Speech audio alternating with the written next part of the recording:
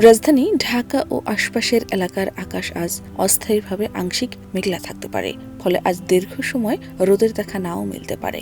এর ফলে তাপমাত্রা কিছুটা কমতে পারে বলে জানিয়েছে আবহাওয়া অফিস। 24 ফেব্রুয়ারি বাংলাদেশ আবহাওয়া অধিদপ্তর থেকে প্রকাশিত পূর্বাভাসে এসব তথ্য জানানো হয়েছে। পূর্বাভাসে বলা হয়েছে, ঢাকার আকাশ শুষ্ক থাকতে পারে, দিনের তাপমাত্রা সামান্য কমতে পারে, তবে বৃষ্টি বা বজ্রপাতের সম্ভাবনা নেই। উত্তর উত্তর পশ্চিম দিক থেকে ঘন্টায় 10 থেকে 15 কিলোমিটার বেগে বাতাস বয়ে যেতে পারে। পূর্বাভাস অনুযায়ী আজ ঢাকার সর্বনিম্ন তাপমাত্রা রেকর্ড করা হয়েছে 19.9 ডিগ্রি সেলসিয়াস। একই সময়ে বাতাসে আর্দ্রতার পরিমাণ ছিল 83%। এছাড়া আজ ঢাকায় সূর্যাস্ত হবে সন্ধ্যা 5টা 58 মিনিটে।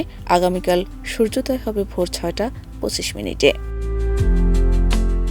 সবশেষ সারা দেশের পূর্বাভাসে বলা হয়েছে, আজ রাজশাহী, খুলনা ও বরিশাল বিভাগের 2-1 জায়গায় বৃষ্টি বা বজ্রবৃষ্টি হতে পারে। এছাড়া দেশের অন্যত্র অস্থায়ীভাবে আংশিক মেঘলা আকাশ সহ আবহাওয়া প্রধানত শুষ্ক থাকতে পারে। রাতের তাপমাত্রা প্রায় অপরিবর্তিত থাকতে পারে এবং দিনের তাপমাত্রা সামান্য কমতে পারে।